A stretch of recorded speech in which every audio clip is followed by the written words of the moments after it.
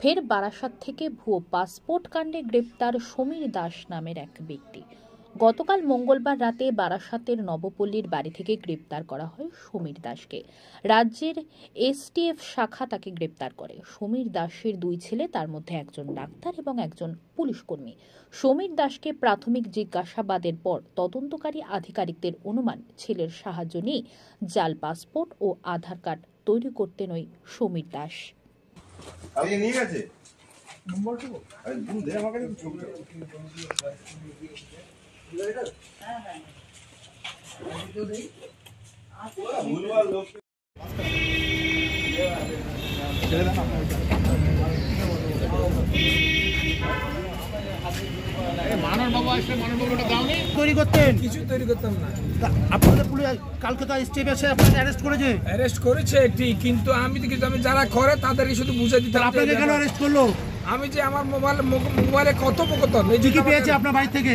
কিছু পাইনি। আমার যে যাদের আমি নাম ডকুমেন্ট বলতাম তাদের দিয়ে আমি ওদের বলতাম, সেটাই পেয়েছি। কালকে কখন অ্যারেস্ট করলো আপনাকে? কালকে সন্ধ্যে। কি নাম আপনার? কি নাম? সমীর দাস, বাড়ি নবপল্লী। সেভাবে কিছু জানি না, উনি ওনার মতো থাকতো। কি করতো সেসব কিছু জানি না। আপনারা দেখতেন? দেখতাম বলতে সেইভাবে তো আমারও কাজের সূত্রে ব্যস্ততা, সবাই কাজের সূত্রে সেইভাবে ওনার সাথে আলাপ আলোচনা কাজ করতো না। কি ওই ধরনের কোনো কিছু জানি না। ওনার পরিবারে কে আছে? পরিবারে দুই ছেলে আছে, এক ছেলে হচ্ছে ডেন্টিস্ট আর আরেকজন মনে ইয়েতে আছে, পুলিশের কোনো ডিপার্টমেন্টে আছে। আর পুলিশের ছেলে ডেন্টিস্ট কি করে বলবো, নকল মানে উনি সেইভাবে কারোর সাথে মিশতো না, উনি ওনার মতোই থাকতো। বাড়িতে লোকজন আসা যাওয়া করতো না, বাড়িতে সেইভাবে দেখিনি, সেই অর্থে কোনো লোকজন যাতায়াত দেখিনি। এখন তো পুলিশ তাকে গ্রেপ্তার করে নিয়ে গেছে। না, আমি আপনার মুখে এই প্রথম শুনলাম যে পুলিশ গ্রেপ্তার। আপনাদের এখানে আসতে দেখে আমি এগিয়ে এলাম, আমি জানিও না অ্যারেস্ট করেছে। কালকে রাত থেকে অ্যারেস্ট করে না, কালকে আপনার মুখে শুনলাম এখন অ্যারেস্ট হয়েছে। মানে সেইভাবে উনি কারোর সাথে মিশতেন। আপনাদের কি মনে হচ্ছে উনি এবার কি বলবো, থাকতে পারেন? সেইভাবে কিছু তো মনে হচ্ছে না। এবার উনি ওনার মধ্যে সেইভাবে আলোচনা তো তাদের সাথে হয়নি, মানে সেইভাবে আলাপ কোনো। হ্যাঁ, অবশ্যই শখ বলেই তো এগিয়ে এলাম এখানে।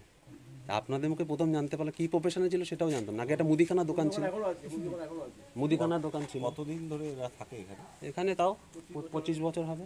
আপনার নাম? আমার নাম তন্ময় পাল। এই জায়গাটার নাম? এই জায়গাটার নবপল্লী।